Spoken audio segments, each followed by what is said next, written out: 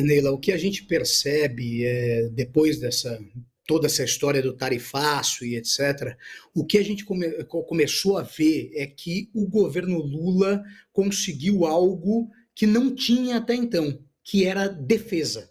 Era um governo que estava com dificuldade em função de todos os problemas econômicos, em função de não entregar aquilo que prometeu para a população durante o processo eleitoral, né, de que era de retomar uma vida melhor, uma vida com mais dignidade, com mais desenvolvimento econômico. Isso não chegou, a tal da picanha e da cervejinha, e isso acabou fazendo com que o governo ficasse patinando e cada vez mais se afundando na opinião pública. O que acontece depois do tarifaço? Vem defesa. Porque o brasileiro, por mais que ele possa não estar gostando do governo Lula, ele não admite que os riscos que podem ocasionar essa tarifação. Né? Por quê? Porque isso pode impactar no emprego, isso pode impactar no dia a dia, na vida das pessoas, no custo de vida das pessoas. E daí o governo Lula, que já vinha com uma tentativa de construir novamente aquela narrativa do nós contra eles, os ricos contra os pobres, recebe de presente do seu principal adversário, né, Bolsonaro, um motivo para criar defesa. Então o governo começa a ter um enfrentamento, e esse enfrentamento é contra o que há de mais poderoso no mundo, que são os Estados Unidos da América. Então vira uma discussão, Brasil contra os Estados Unidos, o sindicalista contra o multimilionário, os BRICS contra a OTAN, o mundo emergente contra o primeiro mundo, e isso começa a dar uma força, dar narrativa. E o Lula se posiciona de maneira correta nesse processo, né, enfrentando a tarifação absurda que o Brasil foi anunciada, e mais ainda, eu acho que daí foi a grande sacada, o Lula recua de uma certa maneira e coloca o Alckmin na vitrine. Porque o Alckmin é um sinônimo de moderação, por mais que depois tenha perdido o potencial eleitoral que ele tinha, mas ele é visto como alguém moderado. E isso, inclusive, aproveita para fazer um enfrentamento com um possível adversário, porque são dois ex-governadores de São Paulo, o ex-governador com o atual governador de São Paulo, discutindo essa questão, porque quem saiu pelo bolsonarismo e de maneira meio trágica para fazer a defesa foi o Tarcísio. Né? Então, de todo modo, o governo Lula me parece que acertou a mão nessa discussão contra toda essa questão da taxação. E isso a gente está sendo refletido nas pesquisas. Nós estamos fazendo um levantamento quase que diário, um monitoramento, um tracking do governo, e a gente percebe que desde a semana passada para essa, o governo variou positivamente em 4 pontos percentuais. Né? Então, isso é um dado que, de fato, as coisas estão funcionando para o governo na sua defesa.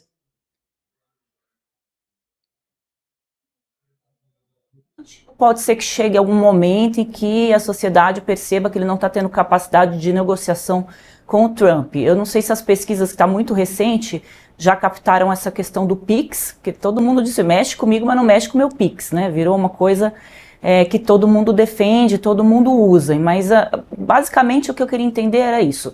Se esticar essa crise é bom para o governo ou se é algo que pode reverter, né, essa popularidade que ele está conquistando. Andresa, nesse momento, me parece bom para o governo surfar nessa onda. Né? O que eu acho é que as coisas não vão caminhar para esse lado. Eu acho que os próprios Estados Unidos vão recuar dessa medida. Né? 50% de taxação é uma coisa, me parece que fora de qualquer lógica normal, né? Até porque a relação comercial Brasil e Estados Unidos ela é superavitária para os Estados Unidos, então não faz nem muito sentido essa taxação que foi criada. Eu acho que vamos ter, em algum momento aí, as coisas vão se equilibrar, mas neste exato momento, nessa fase que nós estamos, me parece muito mais um desgaste do bolsonarismo, porque aquele público que não é nem fanático por um e nem fanático por outro, começa a achar que o bolsonarismo está jogando contra o país. né? Daí começa essa discussão. E isso faz crescer um pouco da avaliação. Em um mundo completamente polarizado, que você só tem dois lados, o lulismo cresce com isso. Então, me parece que, neste momento, está sendo bom para o governo Lula essa briga e essa situação toda. Qual impacto se dá no Bolsonaro especificamente ou no Tarcísio? Quem é que sofreu mais da direita com essa defesa inicial do Trump? Me parece que, primeiro, Bolsonaro, né, que é o grande nome da direita, né, ele é a representação dessa direita, mas o Tarcísio, pela primeira vez, eu acho que na história, o Tarcísio virou vitrine, né? Virou vidraça, né? Ele começou a apanhar, coisa que não tinha acontecido, parece que havia uma lua de mel com o Tarcísio. E a saída dele para fazer um ataque ao Lula, esquecendo que ele é o governador do estado mais prejudicado. Posso emendar agora? Me parece que esse foi o maior problema. Então, o Tarcísio sofre um impacto que ele não imaginava sofrer. Bruno, a gente vê que você colocou bem, o Alckmin está representando o presidente Lula. Pela tua análise, seria alguém para rivalizar ali com o Tarcísio. Eu estava entendendo que as pesquisas estavam mostrando que é melhor para o presidente Lula que o Alckmin faça a negociação e o Lula faça o ataque. Não sei se isso as pesquisas captaram, se o Lula partir para as negociações, se isso também não prejudica um pouco desse discurso anti-americano que o governo vem se posicionando, mas você tem que ter, o morde e assopra, né? Você tem que ter alguém para fazer esses dois movimentos. Nesse sentido, o Alckmin, que estava apagado no governo, o presidente Lula, quando não ia a eventos internacionais, ele estava mandando a Janja, não mandava o Alckmin, ele pode ganhar aí um espaço eleitoral até pensando em presidência da República, justamente por esse perfil moderado. As pesquisas indicam que há uma busca do eleitor para 2026 por um perfil mais moderado do que os extremos, ou você está enxergando outra coisa, a gente vai para uma disputa de 2026 um pouco mais afrontosa, digamos assim? Me parece que essa história do Alckmin, ela juntou várias peças num quebra-cabeça que deu certo, né? O Alckmin é o ministro da indústria, né? Do desenvolvimento, quem cuida da pasta. Então, esse é um primeiro ponto. O Alckmin é um ex-governador do estado mais produtivo do país, né? São Paulo. Ele tem esse perfil moderador e um perfil de negociador, né, que sempre foi uma característica do Alckmin. Então, me parece que tudo isso juntou e o governo Lula achou a pessoa ideal para fazer esse tratamento da questão. Né? Enquanto o Lula, desgastado pessoalmente, não poderia ficar como esse cara, as pessoas talvez não confiassem tanto na capacidade do Lula de tratar com o Trump por serem tão antagônicos, aparece essa figura do Geraldo Alckmin. O efeito disso eleitoral não dá para a gente saber ainda, né? Mas começa a posicionar o Alckmin como um estadista, como alguém que se numa potencial desistência do Lula a concorrer à presidência da República, ele entra de fato naquele rol de nomes, que ele não era nem cotado. Né? Me parece que ele volta para isso. Inclusive, começa a ser repensado como um possível candidato a governador de São Paulo, principalmente se o Tarcísio for o candidato do outro campo à presidência da República, porque vai abrir um campo, vai abrir um leque. E ele pode vir com esse discurso do defensor do setor produtivo, do homem que conseguiu segurar Donald Trump. Então, essa situação pode ser interessante para o presidente, para o Geraldo Alckmin, para o vice-presidente Geraldo Alckmin. Agora, Bruno, saindo do lado... Perdão, Andresa. Não, vai lá. Saindo do lado eleitoral, eu ia falar da parte de economia, porque as últimas pesquisas, é interessante que as pesquisas também são pesquisas guiadas, né? A última pesquisa, ela mostrava aí a indignação do brasileiro com a questão da economia. O feijão tá caro, o café tá caro, a economia no geral. Essa foi um pouco menos economia e bastante política, sobre IOF, conflito Trump, Bolsonaro também aí no meio. E a economia? Como é que tá a economia? Eu pergunto isso porque Essa questão do Donald Trump taxar o Brasil foi suficiente para mudar a cabeça dos brasileiros em relação a uma pesquisa negativa que foi divulgada há pouco? Na verdade, é que agora as pessoas estão com mais medo da questão econômica, né? O tarifaço é o impacto econômico que ele pode gerar. É justamente, é aumento de desemprego, é o preço mais caro das coisas, é isso que as pessoas se preocupam. Né? O problema é que agora o que o bolsonarismo deu de presente para o Lula foi ter trocado de mão. Porque me parece que agora quem está sendo responsabilizado por uma ideia de que possa se aumentar as coisas, agora vira o Bolsonaro. Né? O que estavam culpabilizando o governo Lula, o Bolsonaro começa agora a também virar culpado desse processo. Né? Principalmente quando o filho do Bolsonaro vai na CNN e diz que ele foi um cara que coordenou essa ação com o Trump, né? Ou seja, ele bota a digital dele no processo. Né? Então ele assume essa responsabilidade, que é uma loucura, né? Do ponto de vista comunicacional e tudo mais. Eu acho que a vaidade falou mais alto aí nesse processo. Né? Mas o fato é que tudo que a gente está discutindo é em cima da economia. A economia está ruim, a situação das pessoas é periclitante. Você olha para as classes mais baixas, a dificuldade de se ter um poder de compra, de ter lazer, de ter o mínimo de dignidade, é triste a situação. O governo Lula é muito ruim na entrega, é um governo que não tem entrega. Se você pegar, são 3 anos que não tem entrega, mas ganhou um presente, que é um presente de narrativa, de posicionamento. Né? Agora tem um embate, ou seja, o que acontecer daqui para frente, se você tiver um aumento de taxa, o Lula vai ter como responsabilizar alguém. Né? Se as coisas ficarem mais caras, a culpa não é minha, isso foi a articulação lá do filho do Bolsonaro que quis prejudicar o Brasil. Então, achou defesa.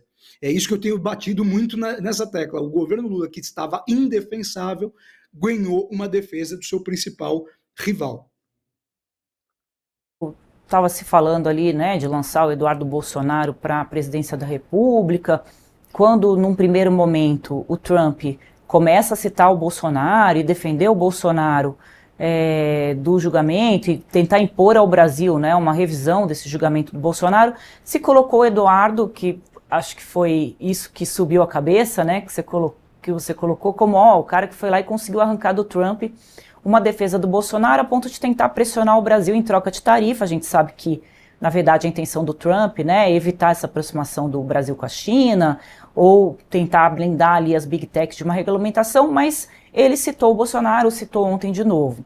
Com relação a isso, o Bolsonaro perdeu um pouco a capacidade de indicar um sobrenome da família para as eleições presidenciais. Ou você acha que isso ainda é algo que vai rolar muito até 2026? Tem muito tempo ainda, muita água para rolar debaixo dessa ponte. Acho que tem muita água para rolar ainda, Andresa. Acho que a vontade do Bolsonaro, evidentemente, era de ser candidato, mas ele sabe que vai ter muita dificuldade para conseguir reverter essa situação, e por isso a tentativa de colocar alguém da família para se manter esse sobrenome Bolsonaro e a ideologia, né, o bolsonarismo vivo, porque uma vitória de qualquer outro adversário, ou na verdade de qualquer outro pseudo-aliado da direita, seria o fim do bolsonarismo, não tenha dúvida disso. Se o Tarcísio ganha uma eleição presidencial, depois de 2 dias ninguém mais lembra quem que é Bolsonaro, vira Tarcísio e ele vira o dono dessa direita no Brasil. Então esse acho que é o grande medo do Bolsonaro nessa situação toda. Mas o Bolsonaro até que teve sorte nesse processo, porque por mais que o filho tenha cometido todos esses erros comunicacionais, o Tarcísio, que poderia ser a pessoa para ganhar esse espaço nesse momento e se mostrar preparado para enfrentar essa crise, também derrapou. Né? Então, os mais bem posicionados, tanto que estão falando de novo de Michele. Voltou a história da Michele Bolsonaro, que estava um pouco arrefecida essa história. Voltam a falar do nome da Michele. Claro, tem muito tempo pela frente, a gente tem que ver quais vão ser os desdobramentos de tudo isso. Daqui a pouco essa taxação vira só uma coisa do passado, uma discussão de passado, mas até porque ontem eu estava conversando até com um amigo que ele falou uma coisa, falou, no mês passado só se falava de bebê reborn, parece que todos já morreram, né? A velocidade da informação é tão grande que a gente as coisas vão se sobrepondo, né? Os temas vão se sobrepondo. O fato é que tem tempo ainda, mas ninguém dessa direita saiu ganhando com essa brincadeira, né? Ninguém saiu ganhando. Eu acho que a única coisa que conseguiram foi alavancar o lulismo nessa história toda. Agora, Bruno Andressa estava falando ontem sobre a questão do Tarcísio ter se prejudicado tanto. Esse tanto, que tanto é esse? Isso pode ser o prejuízo que pode chegar até as eleições de 2026, ele pode estar sendo prejudicado nesse momento, porque ele era um nome querido aí pela indústria, pelo comércio, enfim, pelo setor econômico. Isso pode, de fato, ter prejudicado o nome do Tarcísio para o ano que vem?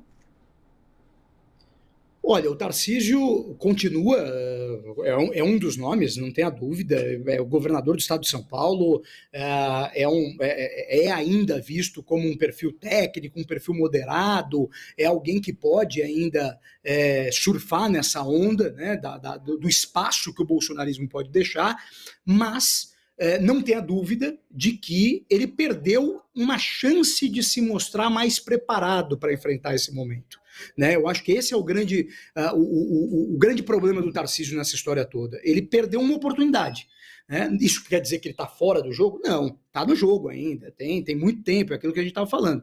Mas houve uma perda de oportunidade, uma chance de se mostrar mais preparado.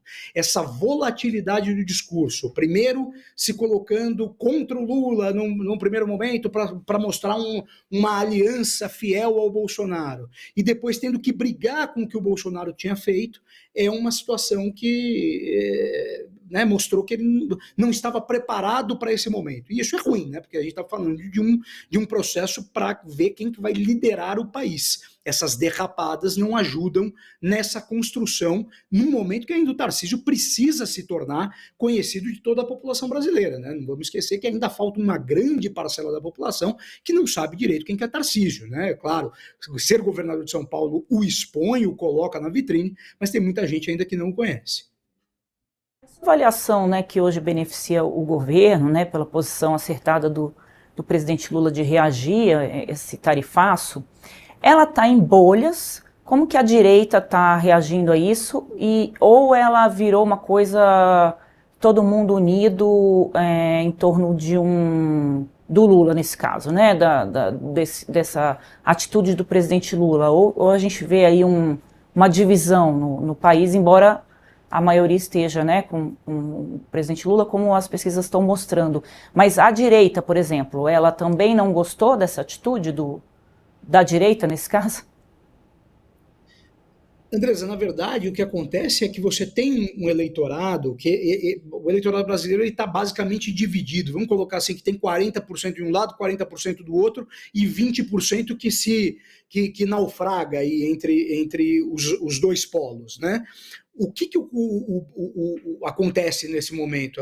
Esses 20%, esse público que pode ir para um lado, pode ir para o outro, né? Eu estou, claro, colocando números meio fictícios, mas é por aí, tá?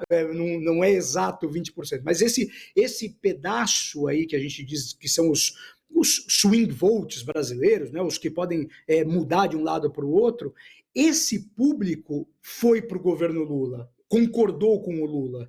Não é que ele está aprovando o governo Lula ou que ele vai votar no Lula, mas nessa questão, esse público entendeu que o Lula agiu mais corretamente. Isso faz com que 60% da população tenha concordado aí com os dados, como os dados das pesquisas têm apontado, né? Tem achado, e isso fez com que melhorasse um pouquinho da aprovação do presidente. Agora, tem um outro público que vai defender o Bolsonaro, pode-se fazer o que for, me parece que é até um pouco doutrinado ali a defender, pode ter errado e nunca vai conseguir olhar para o outro lado com algum espírito de complacência, não, vamos deixar, não, o Lula foi bem, assim como tem um grande pedaço do lulismo que olha para o Bolsonaro, e o Bolsonaro pode salvar a vida de 100 crianças que ele também não vai achar que aquilo foi grande coisa, vai falar, não fez mais do que obrigação, sabe? Porque daí são as bolhas ideológicas, essas não vão se mexer. Agora, o restante, e que é o que decide a eleição, né, isso que é o importante, esse público que decide a eleição foi mais impactado pela ação do presidente Lula nesse momento. Se tiver que fazer um resumo dessa última pesquisa, então, podemos dizer que foi uma resposta dos brasileiros ao medo da economia nesse momento, é isso? Não tenha dúvida. O que move toda essa questão é o medo do que pode ser o impacto de uma taxação de 50% do nosso segundo parceiro comercial, né? E que até pouco tempo atrás era o primeiro parceiro comercial. Então, essa é a preocupação.